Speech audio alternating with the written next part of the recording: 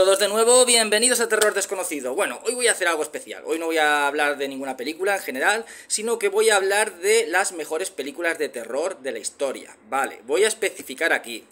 Tengo que poner un título, tengo que poner algo, las mejores películas de terror. Voy a hacerlo de la siguiente manera. Voy a coger desde la época del cine mudo y luego voy a ir década por década, desde los años 30, que ya empezó el sonoro, 40, 50, tal, hasta la época actual. De década en década. De cada década voy a decir una película. Todo esto es a criterio personal, es a criterio mío. Cada película que hable voy a decir el por qué he nombrado esa película y no otras. Habrán décadas en los que mi elección sea objetivamente, pensaré objetivamente cuál es la mejor película de esa década.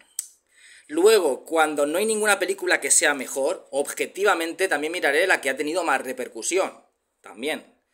Y luego habrá momentos en los que sea subjetivamente la que a mí más me guste. O sea, voy a ser objetivo en cuanto a que si hay una que es la mejor, porque es la mejor, diré que es la mejor.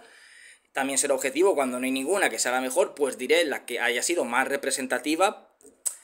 Y luego también habrá momentos en los que ya sea algo subjetivo. Así que lo primero es que es a criterio personal. Y como digo, especificaré por qué elijo cada película. Vale. Empecemos con la época del cine mudo. En la época del cine mudo yo voy a escoger la película de Nosferatu, una sinfonía de horror de F.W. Murnau, que es Friedrich Wilhelm Murnau. Tiene un nombre así muy raro, es un director alemán. Bueno, Nosferatu, una sinfonía de horror, es, digamos que, la cumbre del cine expresionista alemán. Es una película que fue la primera versión que se hizo de la novela de Bram Stoker, de Drácula. De hecho, que como no tenían los derechos, esta es una película pirata. Esta es una película que se hizo sin comprar los derechos. El conde no es el conde Drácula, es el conde Orlok. Cambiaron los nombres de los personajes. Entonces, de hecho que fueron denunciados por la familia de Bram Stoker y la película fue prohibida. Se destruyeron muchas copias y las que sobrevivieron fueron las que llegaron a Estados Unidos, que luego con el tiempo ya, una vez eso caducó, bueno, pues entonces ya la película pudo salir a la luz. Esta película, sé que hay muchas películas dentro de esa época del cine de terror, en la época muda, que son también muy representativas. Por ejemplo, dentro del expresionismo alemán, antes que esta está El gabinete del Dr. Caligari. También es una película muy importante, pero yo considero que es más importante Nosferatu, lo que se ha permanecido más a lo largo de la historia. Nosferatu, por ejemplo, mucha gente reconoce lo que es la figura que hicieron de ese conde Drácula, de ese conde Orlok. Muchos reconocen esa figura. Se ha llevado al cine en infinidad de ocasiones. En El misterio de Salem Slot se llevó una especie de vampiro muy al estilo de Nosferatu. Se hizo un remake en los años 70 de Werner Herzog con Klaus Kinski. Ahora va a hacer un remake Robert Eggers de Nosferatu. Es una película muy importante. El gabinete del Dr. Caligari es como que ha sido más olvidada, no es tan recordada. Siempre que se habla del cine de terror mudo, se recuerda a Nosferatu. Es la que ha dejado más escenas emblemáticas, escenas que han quedado en lo que es en el pensamiento colectivo, iconográficamente, de lo que es el apasionado del cine de terror. Esa escena que tenemos levantándose de la tumba, o la escena que tiene subiendo por las escaleras esa sombra alargada, la escena que tiene en la cama junto a sus víctimas, al final a la protagonista, al final de la película, por ejemplo, esa escena, la escena que está cuando él llega en el barco, que está encima del barco él, o sea, hay un montón de escenas que se han quedado en la mente, en el colectivo imaginario de los espectadores. Luego, en todas las listas de cine de terror, de las 50 mejores películas de la historia del cine de terror, siempre está Nosferatu. Es raro ver la del gabinete del Dr. Caligari, está siempre Nosferatu. Yo creo que también, si bien dentro de lo que es el expresionismo, el gabinete del Dr. Caligari, digamos que sería como más expresionista, tendría esa fórmula de hacer cine visual, la tenía como más marcada. Es como un estilo como más barroco, y como más perturbador, más quedaría más lo que sería en lo que luego se quedaría en el cine de terror de la Universal, por ejemplo, que fue ya la próxima oleada de cine de terror, ya el cine de terror ya sonoro, se quedaría más esa esencia del Nosferatu que la esencia del gabinete del Dr. Caligari. Entonces yo creo que es una película, dentro del cine de terror mudo, yo creo que para mí es la más importante. Yo hace poco comenté el remake de Werner Herzog, que dije que me gusta más, y es cierto, o sea, me gusta más, porque tenemos una película sonora con grandes interpretaciones, que eso ayuda mucho. Tenemos a Klaus Kinski, tenemos a Isabella Adjani, con una película ya sonora, con esas grandes interpretaciones. Entonces, a nivel personal, no digo que sea mejor, son diferentes, cada una es hija de su época. A mí, personalmente, me gusta más la de Herzog, ya lo dije, pero la que se va a quedar para siempre en el pensamiento colectivo del amante del cine de terror es esta es la que va a perdurar. Las escenas de estas son las escenas que van a perdurar en la mente como digo, del apasionado del cine de terror. Esta, y no la de Herzog, ni la que haga Eggers, ni nada, va a ser esta es la película que va a quedarse eternamente ahí, como una película iconográfica. Te guste más otra o menos, pero se va a quedar esta. Entonces yo, dentro de la época de cine mudo, pues nombro a Nosferatu, una sinfonía de horror de UFW, que el nombre casi no me sale, Friedrich Wilhelm, algo así, Murnau, del año 1922, o sea, tiene una película que tiene ya 101 años. Bueno, pasamos ya a la época del cine sonoro, a los años 30, la época dorada del cine de monstruos de la Universal. Esa fue la época dorada de terror de la Universal. Tenemos unas películas que son herederas directas de ese cine de terror mudo y sobre todo herederas directas de ese cine expresionista alemán que marcó tanto, impactó tanto ya durante la época del cine, del cine mudo. Entonces son herederas directas, pero ya con un avance de medios más acentuado, son películas estéticamente más pulidas que las que se hacían en el cine mudo, ya crearon esas iconografías que veríamos luego dentro del cine de terror, que todos recordamos cuando pensamos en terror, o Halloween, cuando alguien decora la casa, que pone pues telarañas, murciélagos colgando por ahí, arañas, no sé, todas esas de niebla, cementerios, cruces, castillos, todo eso nos lo traería, que es la iconografía primera cuando piensas en terror, nos lo traería el cine de terror de la Universal, empezando por el Drácula de Todd Browning. Pues dentro de todas esas maravillosas películas que hicieron durante los años 30 la Universal, para mí la mejor es el Frankenstein de James Whale. Para mí es la mejor. Pondría dos, Frankenstein y la novia de Frankenstein, que como digo van de la mano. Podrían ser una película las dos. De hecho que visualmente es más preciosista y más pulida la novia de Frankenstein aún que Frankenstein. Pero como tengo que decir una, bueno, pues elijo lo que es la primera, la que dio a conocer al monstruo. Una película totalmente maravillosa que también ha perdurado en el tiempo. El monstruo de Frankenstein es Boris Karloff. O sea, tú piensas en el monstruo de Frankenstein y aunque no hayas visto la película, aunque haya un chaval joven que no haya visto la película, le viene a la mente la figura, la cara, todo de Boris Karloff. Es el que ha sido imitado, es la referencia del monstruo de Frankenstein. Luego aparte también es una película que si bien durante los años 30 se abandonó esa crítica social que sí que se tenía en el cine mudo, se abandonó un poco por el espectáculo. Sin embargo, James Whale vuelve a tener esa crítica social al rechazo a las personas que son diferentes, al hombre jugando a ser Dios, a no tener responsabilidades también, ese hombre que juega a ser Dios y luego no sabe lo que hacer con una creación que no ha salido bien y pagan las consecuencias otras personas, pagan las consecuencias la criatura que no ha pedido ser creada y sin embargo ha sido creada. En fin, tiene muchas líneas de profundidad esta película y es una película que yo considero, desde mi punto de vista, que se podría estrenar hoy día. O sea, esta película tiene unos recursos cinematográficos que eran muy novedosos para aquella época. O sea, antes de esta película, la cámara siempre la fija, no existían entonces los travelings, el tema de los raíles y todo eso. Entonces esta película tiene unos movimientos de cámara, unos encuadres que luego se utilizarían incluso hoy día, son recursos que se siguen utilizando en el cine. O sea, era una película ya que se adelantó a su tiempo y aprovechó los recursos nuevos que tenía. Y yo creo que es una película que hoy día la restauran en 4K con una alta definición de estas, te la ponen en el cine y te pasa por una película actual. Sí es cierto que quizás el maquillaje, a lo mejor, del monstruo, o quizás alguna actuación un poco pues, más sobreactuada, más teatral, podrían cantar un poco. Pero por lo general, incluso en las actuaciones, es una película que la podrían estrenar hoy día, igual que La novia de Frankenstein. Mientras que el Drácula de Todd Browning no, se notaría que es una película de los años 30, o incluso El hombre lobo, que ya es de los años 40. O sea, cualquier película hoy día daría el cante. Pero esta película se podría decir como El faro de Robert Eggers, que se hizo en blanco y negro. Pues igual, una película en blanco y negro que podría pasar perfectamente. Es una película que yo creo que no ha envejecido tanto, o sea, tiene algunos toquecillos, como digo, que pueden dar el cante, pero no ha envejecido como otras que sí que han envejecido de la época. Me parece que es una película que está muy bien rodada y aún hoy día, de hecho que incluso precisamente El faro de Robert Eggers, algunos encuadres, el tono que tiene la película en algunos momentos me recuerda al Frankenstein de James Whale. Entonces yo, dentro de la época ya sonora de los años 30, elijo al Frankenstein del director James Whale del año 1931.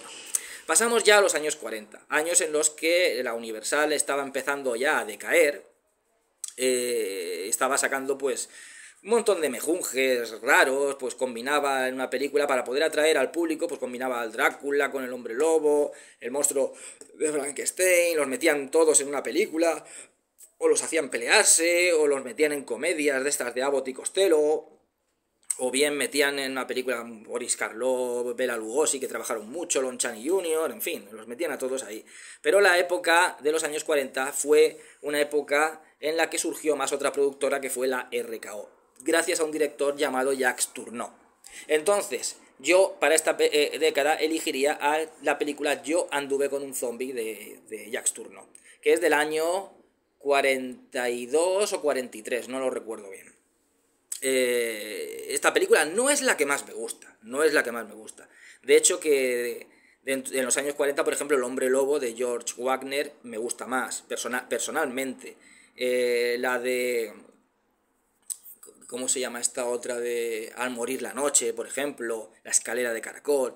Para mí son películas que me gustan más que Yo anduve con un zombie. Porque Yo anduve con un zombie quizás es una película que tiene demasiados toques dramáticos que le quitan un poco pues el impacto de terror que también lo tiene.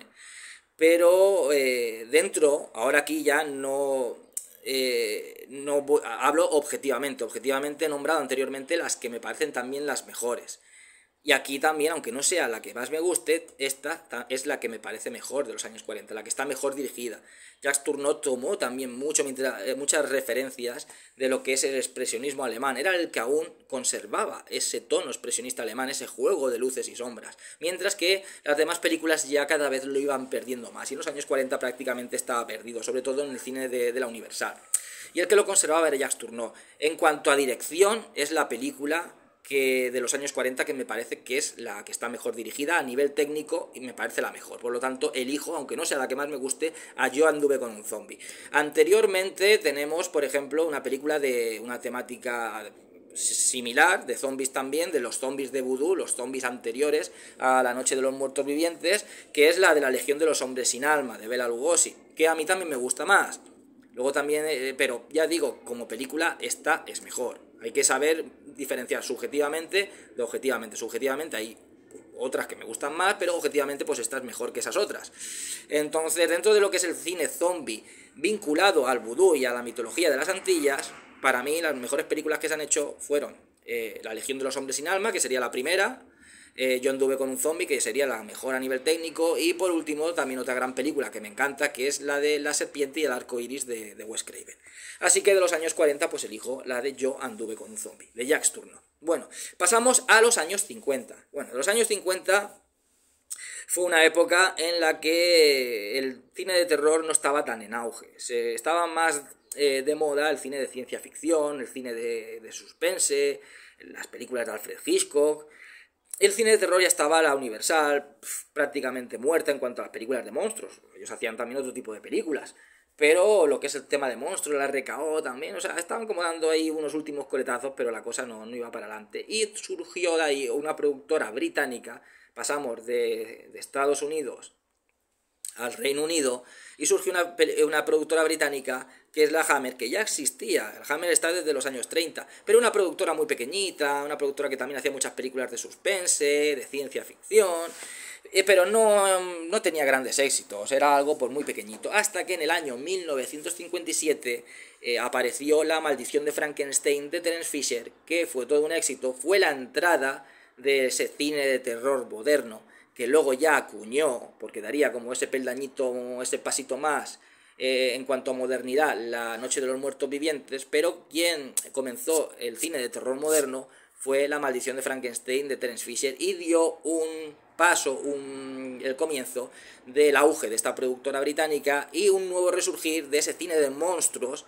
nuevas versiones del cine de monstruos de la Universal, pero ya adaptadas a unos tiempos más modernos y por supuesto pues adaptadas al estilo británico. Se creó el denominado cine de terror gótico inglés, que luego del inglés pues estaría por ahí el italiano de Mario Bava, Roger Corman, que iría picando tanto del inglés como del italiano. Pero no es La maldición de Frankenstein la que voy a decir, sino la del Drácula, que hizo también Terence Fisher. ¿Por qué digo Drácula y no digo La maldición de Frankenstein? Porque Drácula, que fue el Drácula interpretado por Christopher Lee, que es mi Drácula favorito, y también es mi película de Drácula favorita, Drácula, digamos que asentó lo que ya comenzó La maldición de Frankenstein, ya lo asentó el Drácula. O sea, el éxito ya con el Drácula ya estaba ya definido de que esto es una mina de oro y vamos a seguir explotando, a hacer más películas adaptadas a los tiempos modernos del Conde Drácula, el monstruo de Frankenstein, el hombre lobo, etcétera, etcétera, etcétera. Gracias ya a lo que es a la película de Drácula. De hecho que se hizo una saga, tanto de Frankenstein como de Drácula. Pero también si nos ponemos a pensar, el Frankenstein que hizo Terence Fisher no es el que recuerda a la gente.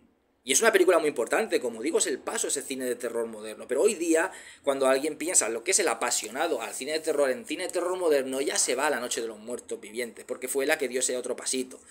Y cuando pensamos en Frankenstein, quien se lo digas, ya sea cinéfilo o no cinéfilo, piensa en la de James Whale. Y esta es igual de buena, es diferente, pero es igual de buena. Pero pensamos en la de James Whale. Cuando pensamos sobre todo en el monstruo de Frankenstein, pensamos en el de Boris Karloff y no el de Christopher Lee. Cuando pensamos en el Doctor Frankenstein, pensamos en Colin Clive, casi seguro. Incluso más que en el de Peter Cushing, que lo hizo genial, hizo incluso una saga, que también se le recuerda como el Víctor Frankenstein, pero se recuerda, yo creo que más, lo que es en el colectivo cinéfilo, al interpretado por Colin Clive.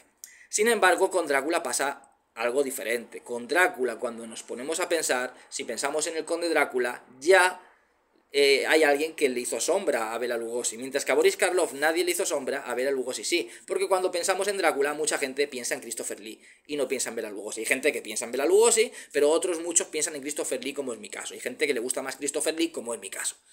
Hay otra gente a lo mejor, pues sí, yo que sé, que más joven, que puede incluso pues, pensar en Gary Oldman y tal, pero los Dráculas que están en el colectivo de piensa en Drácula, pum, serían la mayoría de gente, pienso yo, sobre todo los que somos apasionados al terror, o Christopher Lee o Bela Lugosi. Pero es decir, que ya le hizo sombra a Bela Lugosi. Ya no era el Bela Lugosi pues el prototipo del Drácula con la capa y tal. Cuando pensamos en Drácula, pensamos en Bela Lugosi. No, ya estaba ahí Christopher Lee. Ya era el nuevo Drácula con unas formas diferentes, más sensual, más agresivo, parecía una bestia con aspecto humano, pero era como una bestia demoníaca, con esos ojos ensangrentados, ya veíamos sangre, ya ese cine de terror moderno entraba dentro de que había más violencia, más erotismo, más sangre, las películas tenían una duración más larga y también tenían un contenido crítico social que ya habían perdido las anteriores, exceptuando pues alguna película, como puede ser por ejemplo pues el Frankenstein, la novia de Frankenstein, etc. Pero casi todas habían perdido ese contenido crítico que volvió a recuperar la Hammer, una crítica a la alta sociedad inglesa, una crítica a la iglesia. Tenían esas críticas sociales que luego ya con La noche de los muertos vivientes, bueno, pues aquello ya digamos que diversificó pues en críticas lo que es a la sociedad en sí, al ser humano también en particular, en fin, ya la cosa diversificó. Pero yo diría que como mejor película de los años 50, y película también incluso más importante, diría que es la de El Drácula de Terence Fisher, por lo menos la más importante de lo que es de esa década. Es, ya digo, a elección personal y siempre explico el motivo. Bueno, pasamos a los años 60. Aquí ya la cosa se complica. Aquí la cosa se complica porque hay muchas películas que son una maravilla. O sea, tenemos The Haunting, que fue la película que inició lo que es todas esas pautas de las casas encantadas. Luego tenemos The Innocents, que es una auténtica maravilla, una película muy adelantada a su tiempo, de terror psicológico, con unas dobles lecturas realmente impresionantes. Luego tenemos La Semilla del Diablo, que es la que trajo en auge a ese cine de terror satánico, de sectas, e incluso ya la película que hizo que luego pues se tratara más el tema del diablo, con películas como El Exorcista o La Profecía. Aunque anteriormente ya estaba la película de los años 30 de Satanás, de Bela Lugosi y Boris Karloff, pero quien trajo luego ese auge de película de sectas, de hablar del diablo y tal, fue La Semilla del Diablo. Luego tenemos La Noche de los Muertos Vivientes, por supuesto, ese nuevo paso al cine de terror moderno, una película independiente que cambió lo que es la mentalidad del zombie. Creó un personaje clásico, que es el zombie del vudú, a un personaje nuevo. El zombie que hoy todos conocemos no es el del vudú, sino es el zombie este caníbal que creó George Romero. Entonces hay películas muy importantes, pero yo voy a nombrar a la película de Psicosis de Alfred Hitchcock. ¿Por qué voy a nombrar a Psicosis? Porque, si bien ya digo que en cuanto a importancia, La Noche de los Muertos Vivientes tiene también muchísima importancia, igual que las otras que he nombrado, pero La Noche de los Muertos Vivientes yo creo que en importancia es de las que más, el tema de esa explotación de películas de zombies, que luego ya se convirtió en un subgénero, lo trajo la película siguiente, la de El Amanecer de los Muertos, o Zombie como se la conoció en Europa. Esa película fue la que ya consagró al género zombie, ya no como una explotación, sino como un subgénero, dando ese pasito más en cuanto incluso a crítica social, aunque eran críticas sociales vinculadas todas a la sociedad estadounidense, pero diferentes. Pero ya digo que era como ese paso que hacía falta para que no se convirtiera simplemente en películas de explotación, sino en un subgénero. Entonces, yo creo que, por ejemplo, Psicosis es una película que ha diversificado mucho en lo que es en cuanto al cine. Porque Psicosis es la película una película, lo primero, muy adelantada a su tiempo y muy moderna. Otra película que hoy día se podría estrenar perfectamente en el cine. Perfectamente. Esta la pones en 4K, no hace falta ni cambiar actuaciones. La pones en 4K y te la cuelan como que es una película actual. Quien no la haya visto se piensa que es una película actual. Es una película muy moderna. Una película que se adelantó a su tiempo. Y que la han imitado hasta la saciedad. Toda película que empieza siendo de una manera y a mitad de la película cambia a otra. Aquí tenemos mitad de la película, una película de suspense con una chica que roba un dinero para irse con su amante, para luego a mitad de la película matar a la protagonista y cambiar a una película de terror en la que hay una mujer asesina y tal. Bueno, todos sabemos el final, pero por si acaso no digo nada.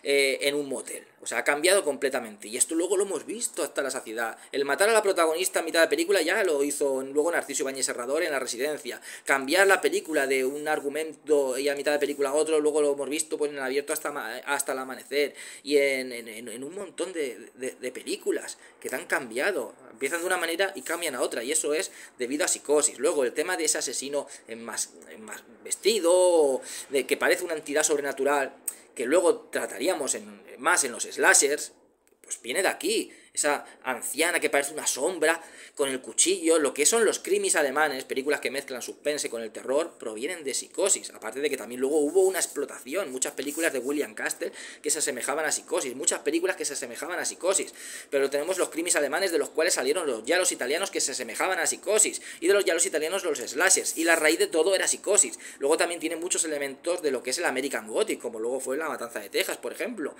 o Las colinas tienen ojos, porque tenemos un lugar apartado, otras costumbres, otra mentalidad, una persona que es Norman Bates, que tiene una mentalidad como más cerrada, más de pueblo, mientras que Marion Crane o la hermana de Marion Crane tiene una mentalidad más de ciudad, más moderna. O sea, es una película que ha influenciado a muchísimas películas, ha influenciado a otros subgéneros, una película que no ha pasado el tiempo por ella. Y luego también tenemos una película que iba a decir, a veces hablo y se me va. ¿Qué es lo que iba a decir ahora de Psicosis? Sí, bueno, claro, está la escena de la ducha. La escena de la ducha ha sido imitada hasta la saciedad. De muchas maneras diferentes ha sido imitada, porque esa escena que hay en Pesadilla en el Street de la Carra saliendo de la bañera, pues es una especie de formación de la escena de la ducha. Pero al final viene a ser lo mismo. Un lugar con agua en una casa y o un asesinato o un intento de asesinato. Pero bueno, así que por estos motivos yo elijo a Psicosis como pues, película más representativa de los años 60. Los años 70, pues también está complicado, también hubieron muchísimas películas absolutamente maravillosas, pero yo creo que en los años 70 está claro de que pues, la película primordial y la película más representativa es El Exorcista. El Exorcista, aparte de ser una gran obra maestra, muchos la consideran la mejor película de terror de la historia, El Exorcista fue la primera película de terror que tenía ya un gran presupuesto. Todas las películas de terror tenían un presupuesto bajo. Algunas a lo mejor se gastaban un poco más que en otras para que tuvieran un cierto cuidado técnico pues más elevado, pero eran películas todas de bajo presupuesto. La primera que empezó a ser una película ya enfocada a buscar el Oscar, que de hecho que ganó 2 y estuvo nominada a 10, la primera película que se tuvo un presupuesto elevado dentro de los parámetros del cine de terror fue El Exorcista. Fue la primera gran producción de cine de terror. Luego tenemos una película que ya no es que luego se creara una explotación, sino que se creó un subgénero, que es el subgénero de los exorcismos, que perdura hasta el día de hoy y ninguna ha llegado a igualar a la gran película de William Friedkin. Luego tenemos también el hecho de que El Exorcista fue un antes y un después dentro del cine de terror. O sea, fue un auténtico fenómeno social. No ha habido nada antes ni después del Exorcista. No ha habido nada. O sea, calles que se llenaban de gente y que doblaban las esquinas, manifestaciones de la iglesia en contra de la película, otras manifestaciones a favor de la película, peleándose en la calle los que estaban en contra con los que estaban a favor, desmayos, que no era publicidad para la película, aunque luego le vino bien, pero desmayos reales porque no habían visto nada semejante en el cine. O sea, fue algo que fue un fenómeno social que ha perdurado en el colectivo para siempre. O sea, es la película más conocida, quizás junto con El Resplandor, porque a quien le nombres El Exorcista, aunque sea un chaval joven, se acuerda de esa niña, como el monstruo de Frankenstein, pues la niña del Exorcista, todo el mundo la nombra, aunque no haya visto la película porque es un chavalillo y no la haya visto, pero todo el mundo sabe iconográficamente la figura de Linda Blair como la niña del Exorcista, como Regan McNeil, y todas las poseídas y todos los exorcismos han bebido de esta película. No ha habido, como digo, otro fenómeno social en la historia. Recientemente lo más parecido fue el remake que se hizo de It, por toda esa publicidad que le dieron y tal, pues sí, fue la hostia también, los cines se llenaban, pero no hasta ese grado de llegar incluso a ver peleas y todo en los cines, no hasta ese grado, es digamos que hoy día lo más parecido, pero no hasta ese grado del Exorcista. Por lo tanto fue la película más importante y representativa de los años 70 y es una de las grandes obras maestras de la historia. Por lo tanto, de los años 70 elijo El Exorcista de William Friedkin del año 1973. Pasamos a los años 80, lo mismo, otra época complicada, también hay muchísimas películas que son absolutamente maravillosas. Yo soy de los años 80, yo era pequeño y me hinchaba a ver películas de terror, de los 70 también, de la década anterior y de los 80. Pero aquí yo creo que también está claro, que es el Resplandor de Stanley Kubrick. O sea, El Resplandor es una película.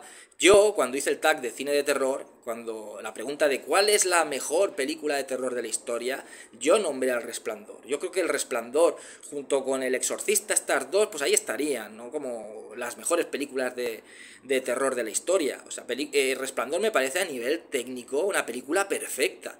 O sea, la perfección que tiene Stanley Kubrick al dirigir es absolutamente magistral. Luego también es una película que es puro terror psicológico. Es una película que tiene muchos mensajes subliminares, muchas capas que hay que profundizar. Es una película que se puede hablar de ella. Vamos, han pasado ya, es del año en que yo nací, del año 80, han pasado ya 43 años. Y aún hoy día se habla, se especula, se sacan teorías. Yo tengo mis teorías, otros tienen otras. Hay algunas que comparto, otras que no comparto. pero aún se sacan teorías. Es una película que se hablará, se habla, se hablará, se habló y se hablará siempre. Y te puedes tirar hablando de esta película días y sacando matices y la vuelves a ver y vuelves a sacar elementos y cosas que están metidas como si fuera un puzzle que hay que desentrañar y que el espectador tiene que ver. Aparte que ya digo que es impresionante visualmente. El Resplandor es una auténtica maravilla, es una obra maestra, una obra de arte. Entonces la película, aparte también es una película que lo mismo, no ha envejecido para nada, igual que El Exorcista también, se pueden estrenar hoy día perfectamente. Y luego es una película que ha sido quizás la más imitada, también es como de las más conocidas. Yo creo que junto con El Exorcista son películas que las nombras y un chaval joven, incluso aunque no la haya visto, sabe lo que es, pero sobre todo en escenas. Yo creo que es la película que más escenas han imitado. ¿Qué película no han imitado la escena del hacha? De Jack Torrance rompiendo el hacha del aseo. O la escena del ascensor saliendo sangre. En la película esta de Posesión Infernal, El Despertar, ya había una escena igual, con ese ascensor con sangre. Luego también la persecución del niño.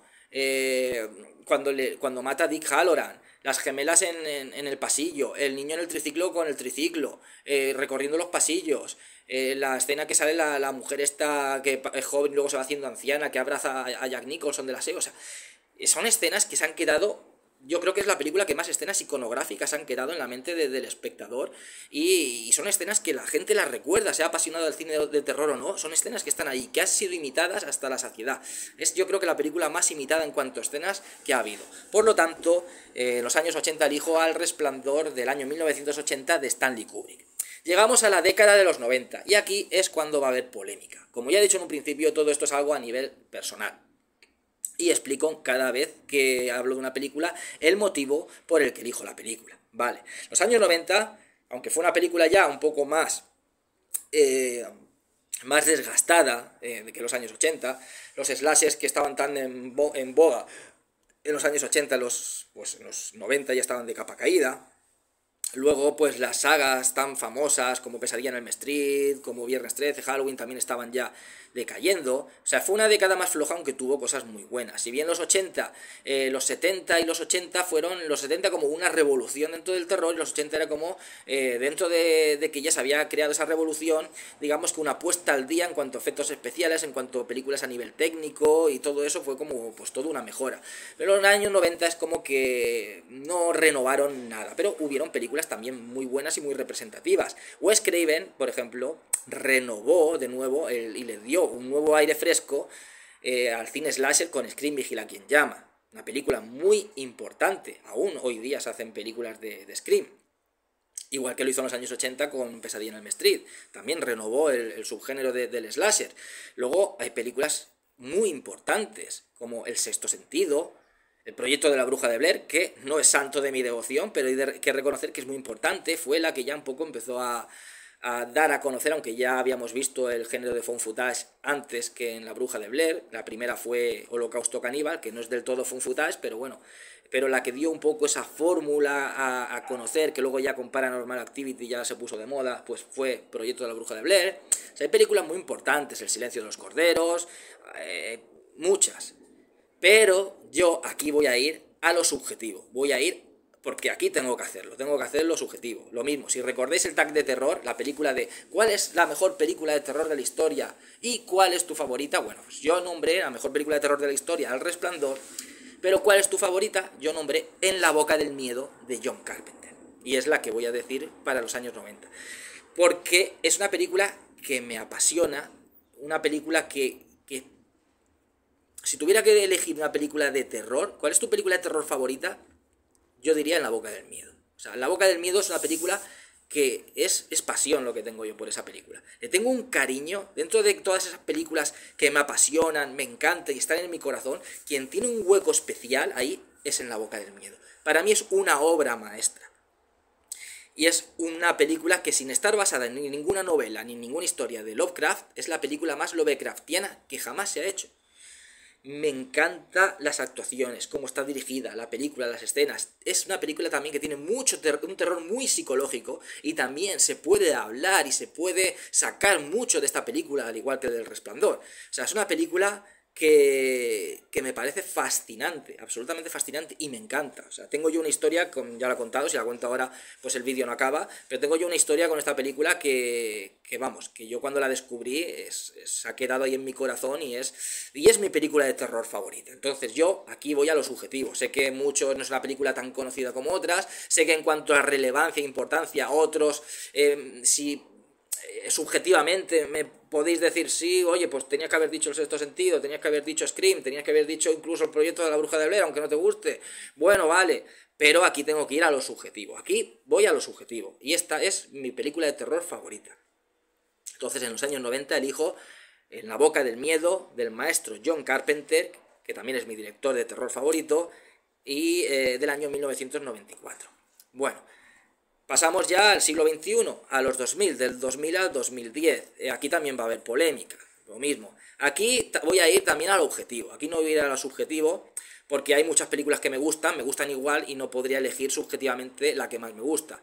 La mejor, tampoco podría decidir cuál es la mejor, porque también hay muchas que son muy buenas. Así que aquí objetivamente voy a ir a la más representativa. Y para mí la más representativa que hubo en esta década fue Saw de James Wan.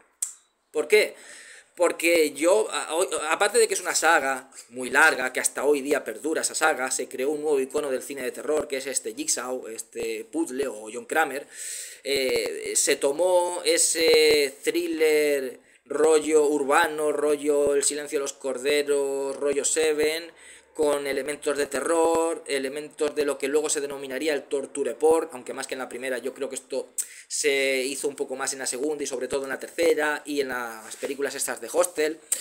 Pero es una película que trajo escuela. O sea, muchas películas imitaron todo el tema de trampas, que ya se habían visto antes en Cube, por ejemplo. Pero todo el tema este de trampas, de torturas, del torture porn, algo muy original, de que ese asesino tenga, digamos, una ética moral, que no sea él el que mata, que te dé como un mensaje, que incluso te pueda ayudar en algún momento dado con esas trampas que hace, ayudarte pues psicológicamente a que tú valores más la vida. También un personaje muy culto, muy inteligente, que lo asemejan a Aníbal Lecter. No sé, aparte, en esa década, ¿qué podemos sacar más? Porque si decimos al Creeper, el Creeper no ha tenido una gran repercusión después. Victor Crowley, pero dentro de un cine de serie B hay un personaje muy parecido a lo que es a Jason Voorhees. Los caníbales también, de estas de Kilómetro 666 o Camino al Infierno, como se la conoce en Latinoamérica, pues tampoco han tenido una gran repercusión. Luego también pues son tipo como los caníbales de las colinas tienen ojos, simplemente pues que en un bosque en vez de en un desierto. No sé, luego sí, el cine de terror oriental también, por ejemplo, tuvo mucho auge. La película yo creo que más auge tuvo y que lo empezó todo fue ya en los 90, otra película también muy representativa, la de Ringu, y luego ya en los 2000 la de La Maldición y tal, y hicieron muchas películas. Pero lo que ha perdurado hasta el día de hoy, lo que yo creo que ha tenido incluso más representación, incluso en Europa, con ese New French Extremity, pues es el rollo este sádico y fuerte que nos trajo pues la película de Saw. Entonces yo creo que a nivel personal creo que la más representativa, y estoy siendo lo más objetivo que puedo, sería la de Saw de James Wan. Y luego ya del 2010 al 2023, no son 10 años, son 13 años, pero bueno, pues yo diría también lo mismo. Voy a ir objetivamente y no a la que más me guste, porque igual hay muchísimas que me gustan y no podría elegir una que sea la que más me gusta. Y tampoco podría decir una que sea la mejor, porque hay muchas muy muy buenas. Entonces también voy a ir, al igual que la década anterior, a la más representativa desde mi punto de vista. Y al igual que la década anterior, es otra película de James Wan, que es Expediente Warren, El Conjuro, que fue la primera que se hizo de Expediente Warren. ¿Por qué? Porque lo mismo, o sea, sí, hoy día también tenemos, por ejemplo, pues estas películas de terror como un poco más profundas, con un mensaje, que tienen un toque dramático muy fuerte, como pueden ser pues Hereditary, La Bruja, todo comenzó con Babadook. Pero como representativas, yo creo que al final el cine de James Wan en general, podría también decir la de Insidious, ¿no? Pero yo creo que Expediente Warren aún ha creado un poco más no sé, ha expandido más ese universo. De hecho que hay muchos spin-offs de Expediente Warren, es un universo más expandido que el de Insidious. Pero ese toque de James Wan, ese cine que vuelve a cine de terror clásico, de fantasmas, casas encantadas, demonios, que luego hemos visto pues en otras películas como puede ser en Oculus, en Sinister, en La autopsia de Jane Doe, e incluso en esas películas de terror más profundas como pueden ser Babadook, como puede ser Hereditary, se ven esos trazos de ese cine de James Wan. Entonces ha sido un referente en cuanto que ha marcado mucha tendencia. Aún hoy día se siguen haciendo películas que toman esos elementos de esas casas encantadas, de esos parámetros más clásicos que volvió a traer a los tiempos modernos James Wan y que imitan mucho el estilo de James Wan. Aparte de que el universo de Expediente Warren es muy amplio y es una película que se ha quedado como para la posteridad, pues igual también que Hereditary, igual también que La Bruja, pero ya digo, hablo de relevancia. Yo creo que como relevancia, si nos ponemos a pensar en cine de terror con esos toques dramáticos y tal, bueno, pues sí, hay mucha representación en cuanto a La Bruja, pero también hay esta Hereditary, que están a la par, y antes de esas estuvo Babadook. Ya digo, yo creo, a nivel personal y pensando objetivamente, sin poder elegir ninguna que sea ni la que más me guste ni que yo considere la mejor, yo creo que la más representativa es el Expediente Warren, El Conjuro de James Wan. Y aquí termina ya este especial que he hecho. Bueno, supongo pues eso, que ya digo que todo es a nivel mío, personal, intento cuando hablo objetivamente de explicarme por qué objetivamente elijo esa película y cuando es subjetivamente pues también explico por qué subjetivamente es esta película. Todo es a nivel personal y sé que pues muchas veces estaréis de acuerdo en unas décadas, en otras no, o en ninguna década, no lo sé, pero bueno, es mi elección del título que le he puesto, pues, las películas mejores, más representativas o que más me gustan, podría ser así, de cada década. En fin, espero que os haya gustado el vídeo, dentro de poco comentaré una película, que seáis todos muy felices y hasta siempre.